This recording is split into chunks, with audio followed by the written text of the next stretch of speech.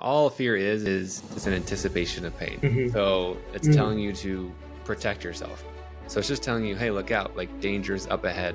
But what we don't realize is that that's just perceived danger, right? Fear is the natural response to real or perceived danger. So the real danger is don't jump off that cliff. The perceived danger is that, like don't put yourself out there, don't start the podcast, don't start the business because you might fail. Kill Complacency, a podcast that inspires growth and intentionality and helps you overcome your greatest obstacles. Today's podcast is from the Fear Guy, Ben Harris.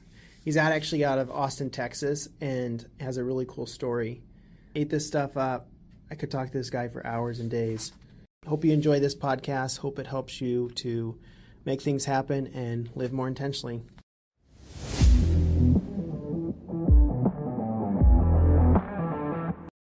So today's guest is Ben Harris. Ben is in Austin, Texas, and he is known as the Fear Guy. If you look him up on social or anywhere, that's what he is. And I feel like he really aligns with this podcast because we're all about killing complacency, living intentionally. He's all about killing the fear. I mean, the fear is keeping us complacent, right?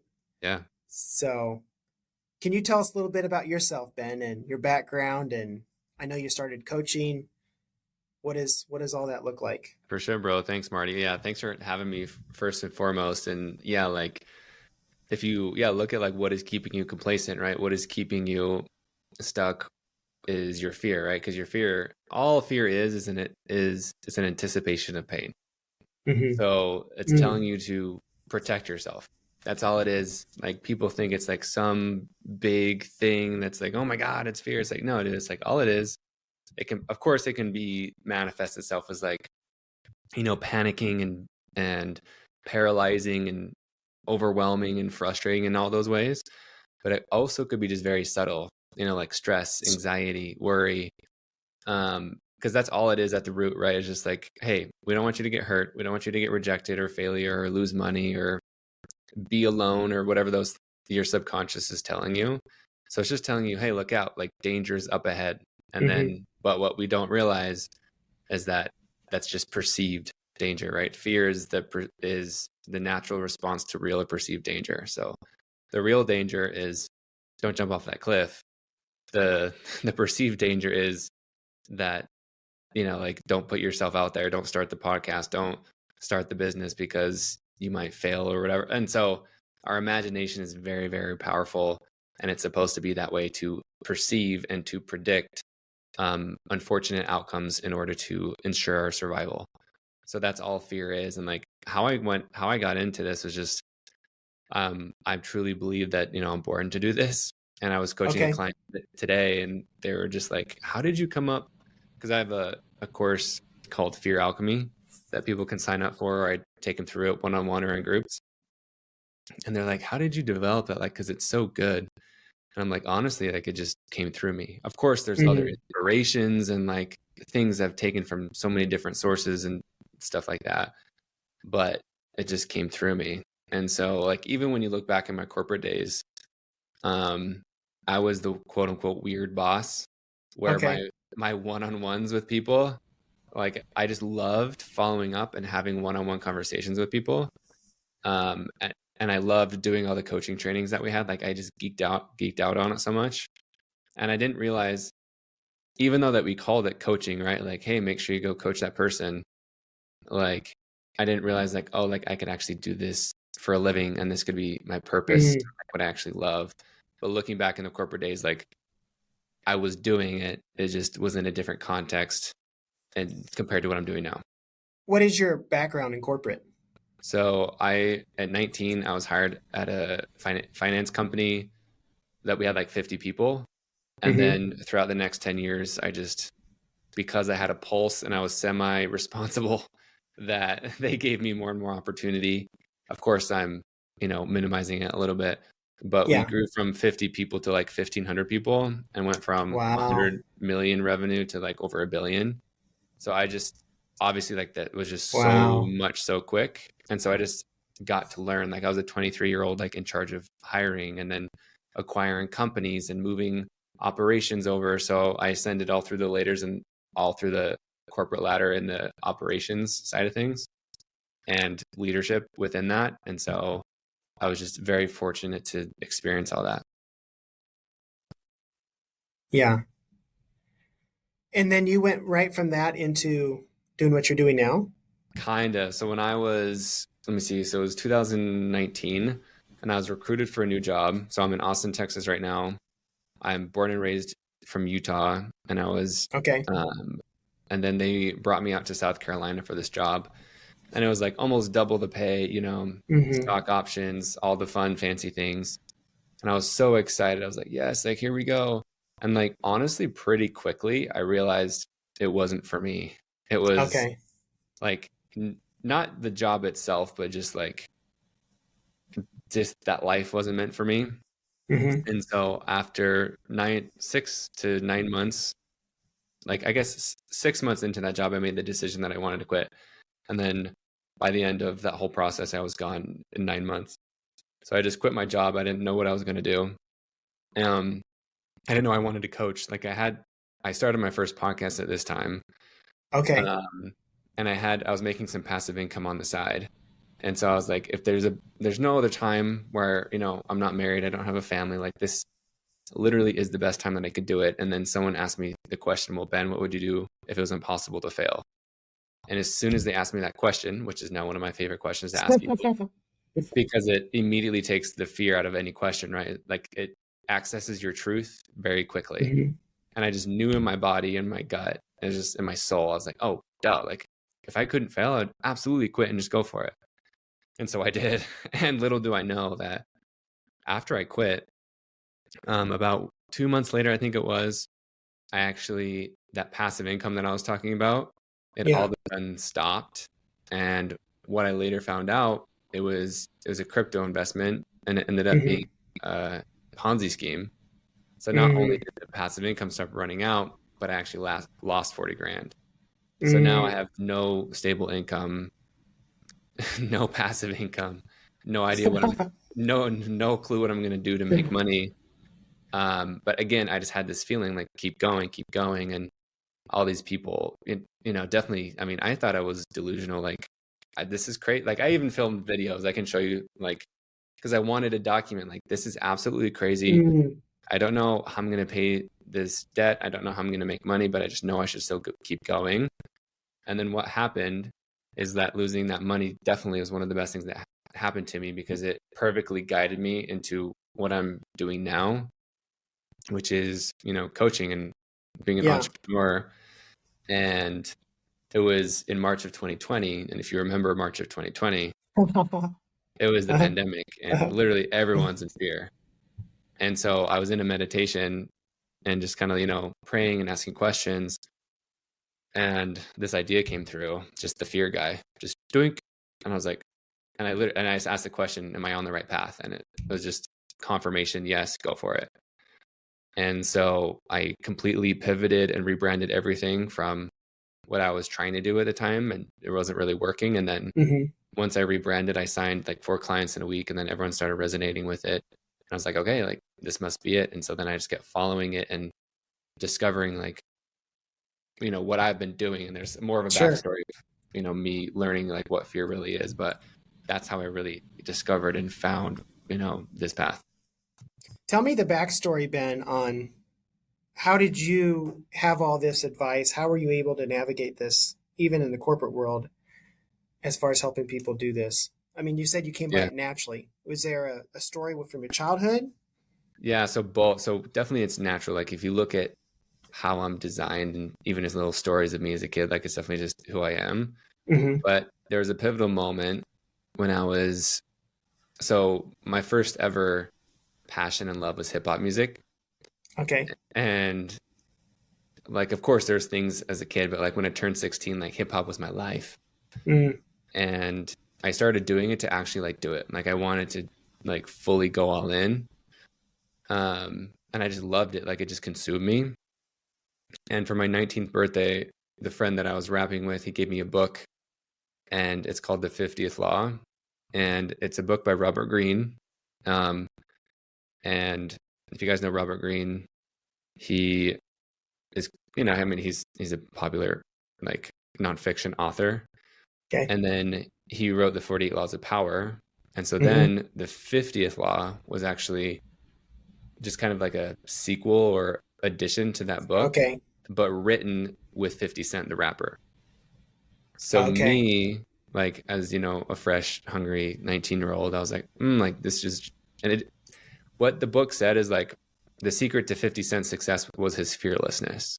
Mm. And so what I'd like already been doing subconsciously, just by my own intuition, that book just Mhm. put into words. And so what we started doing is we started calling ourselves fear fighters. Mm. And anything that I was afraid of starting at 19, I just did because I was afraid of it.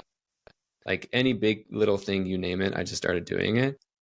And so like I just got really, really good at doing things that I was afraid of. And that helped me a lot in life. And then I, of course, realized, oh, like not everyone is good at this. Actually, everyone is terrified Yeah. of doing their things they're afraid of. And then you combine like even just little coaching trainings that I took in the Yeah. corporate world. One, which was it's called Inside Out coaching. Mhm. And all that is just like you ask questions instead of telling people what to Sure. do. You just ask questions, and literally that's who I am. Like I'm an amazing question asker. And so it just gave me permission to ask more strategic questions. Mhm. And so just like, and I can read people's, and then I learned, naturally, like how do I read body cues, and then how do I read like even how people enunciate things, or are they touching their body a certain way. And so all that came just with experience as I learned more and more. That's cool.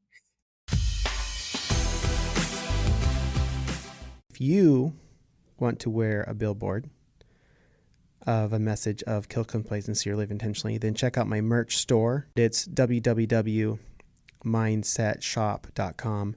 Mindset is with an X, so it's MINDXET shop, SHOP.com. Mindsetshop.com. Have you read the book Rejection Proof or heard of it? No, but I've talked about it with your people. And it's like, no, you talked about it in one of the LinkedIn comments, but Yeah.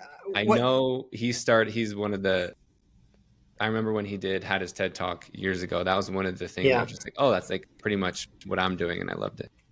Well, that's what, when you were saying that, it totally made me think of him. Just the intentionality of, I'm going to try to get rejected. I'm going to face, because it was a fear thing for him. He knew he was afraid of rejection, and initially he was trying to raise money for a startup. But he knew that fear was holding him back. And, in a boardroom, people can read that. And so he went on this, and he was blogging. This is like 2015. I know. Making these blog posts of getting rejected from Dunkin' Donuts and whatnot. Which isn't that even that long ago, which is crazy, but yeah, it isn't. But kind of like you, people loved it because they knew that they struggled with fear. Yep. And they knew that it was a journey that they needed to take too. So yeah. It's kind of a good book. I mean, it's a really enjoyable. It's all stories. You would really align with it, I bet. Yeah, I mean, definitely. I'll have to check it out because I remember, yeah, like I said, like his TED talk and everything. Yeah.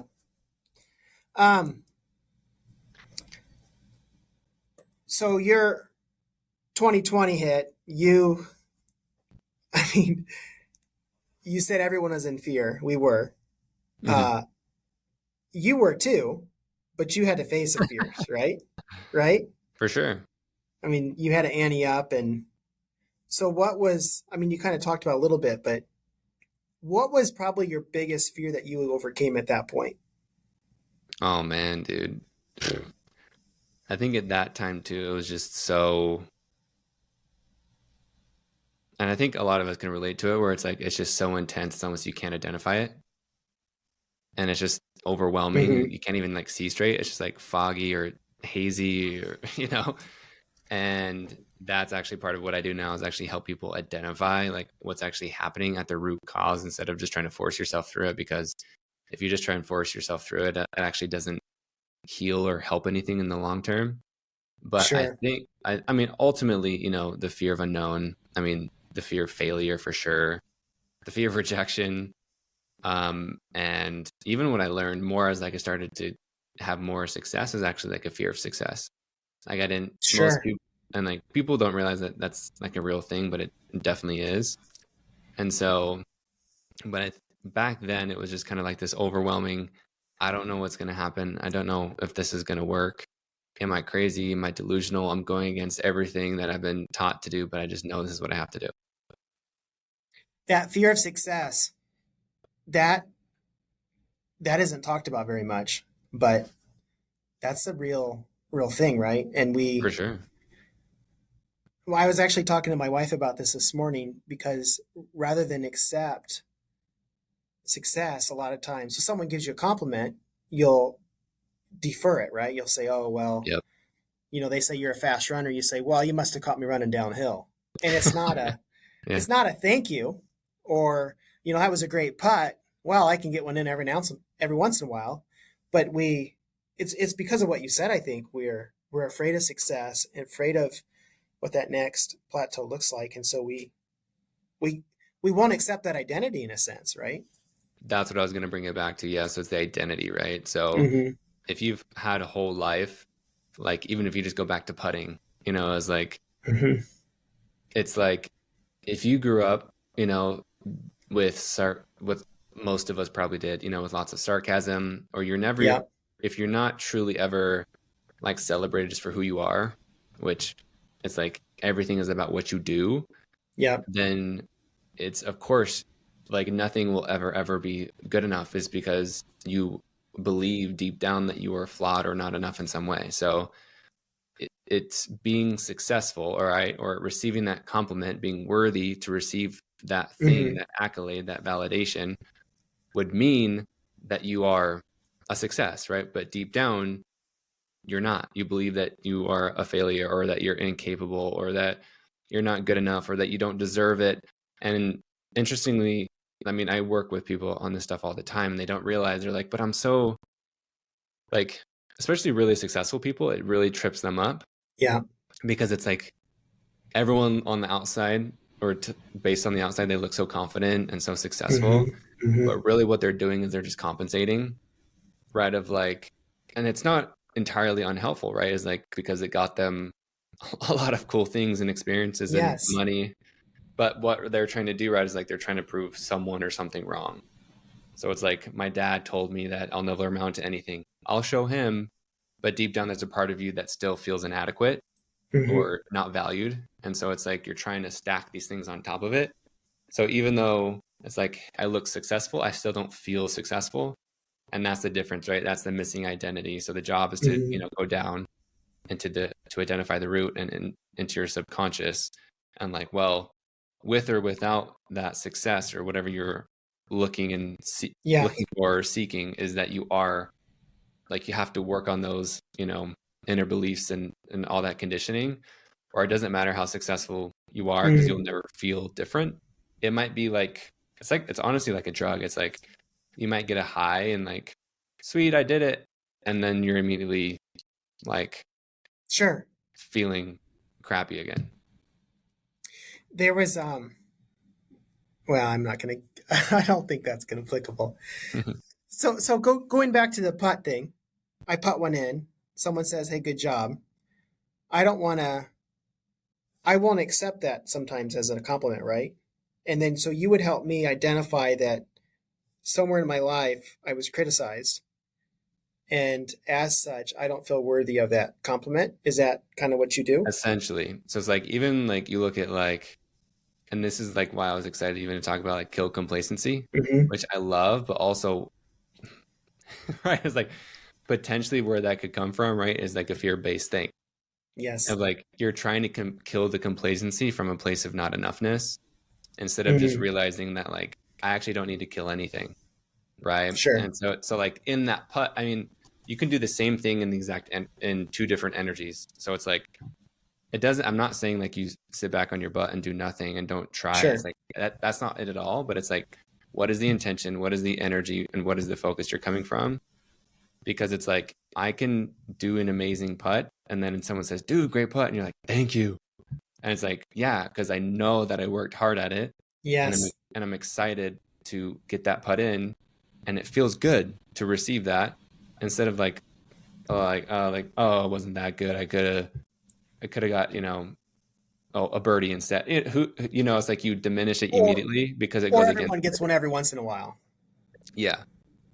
So it's like, because like you said, right, like if you were criticized at one point or multiple points throughout your life, then your identity is that literally, right, you are not enough or that you are inadequate. Mm-hmm. And so like that's how you felt. And so that's how you've always felt deep down. And so no matter how good you do, right, is like you will feel inadequate until those things are acknowledged and brought up and really healed at the core. And so like people just, there's so many surface things going on that people don't realize like it's a manifestation of something much deeper. Yeah. So how do you help people heal from those wounds from the past? I mean, in simple terms, it's allowing you the safety and the space to bring those things up. Mm. So it's like, because what, the opposite of fear is like safety, one of them, sure. or love, right? So it's like you have to feel safe and security and like love those things instead of like continue to suppress or avoid or run from. It's like, no, we intentionally bring those things up, and then that's where you find the freedom or the joy or the peace or the fulfillment, whatever word you want to put on it, is like that's how you find what you're looking for by actually going through it. But most people don't, right? They spend their whole life running from it. And that's, one of my favorite quotes is, the cave you fear to enter holds the treasure you seek. And that's, the epitome of this life. And, it goes back right on to even, the whole kill complacency thing is like the thing that you were afraid of is probably most likely the thing you need to be doing, because on that other side of that fear is your freedom. It's your truth. It's everything you desire. It's this funny game that we're living, and that fear is revealing like what you desire. And so like, if you start to realize like, like I'm actually afraid of going for that promotion at work because, I want it. So that means I should do it. Or, right, like I'm afraid of like, being honest with my wife or my husband because I'm afraid they'll leave me. But that means you should do it, because then that will bring you two closer together and make the relationship better. Sure. And so like, it's always just a cool metaphor I like is just like, like I'm pretty sure people have seen this at the beach. You know how those old men are always like using the metal detectors looking for gold, or like, coins or whatever. Yeah. Is like, they're just going along their way with their headphones, like looking for treasure, and then beep, they get that ping. How I look at it is like, you're just going along with your life. And then once you feel, fear or anxiety, that's like, look deeper beneath that, because that's where your treasure lives. And that will, that's what you're really looking for. Yeah, that's good. It makes me think of that book, I think Brian Tracy, Eat That Frog, which is all about procrastination and just going after it and making that thing happen, because it's what you said, it's facing the fear. And a lot of times our imagination, we can feed the fear and we can make it much bigger than it needs to be. And I was on an accountability call this week with some buddies, and I told them, I'm going to struggle with XYZ this week. And they're like, to them, it was no big deal. But I was like, well, and it was fear. It was like, well, I'm afraid of rejection from blah, blah, blah, And when I hung up with them, I just did it because I thought, you know what? I don't need to worry about this whole week. They're going to ask me about it next week. So let's just do it. Well, it's cool, dude. And it's cool that you, again, right, like you have that safety, that system of safety and support. But of course, you still have to be brave enough to do it. And you have, the experience to do that. But like, even just acknowledging it, sometimes that's all you need to do is literally just say like, sure, I'm afraid of this. And then it's like, it like discharges and it like releases its grasp on you. One of the worst things you could do is just not talk about it, not feel it, and just continue to avoid it. At least if you just acknowledge it, like it'll do so much for you. So you can just like just freaking do the thing. What do you Do you have to have someone help coach you, Ben, with fear? Or can you Yeah. just kind of figure it out yourself? Yes and no. This might sound conceited, but but That's good. I wish I had an objective version of me sometimes, right? Because it's Sure. like I can see like just, everyone's blocks, and it's like I can figure out my own stuff, but like we all do need our own Sure. mirror, right? And it's like, so yeah, working with coaches or mentors, or even just like honestly, sometimes it's just my partner and she just reflects something and I didn't see it that way. And then I get it, Mhm. so it's not like she's actually coaching, but she sees what pattern Yeah. I might be repeating and says it. I'm like, oh, got it. And then I can move through it quickly.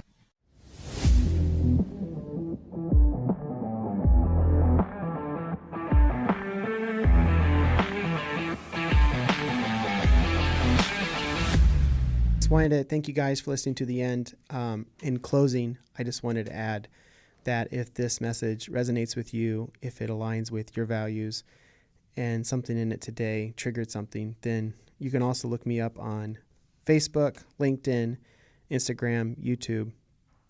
We are really trying to help people live more intentional lives, to kill the complacency with which they have subscribed to. I know there's many ways which I get sucked in all the time. So if this is beneficial, follow me there.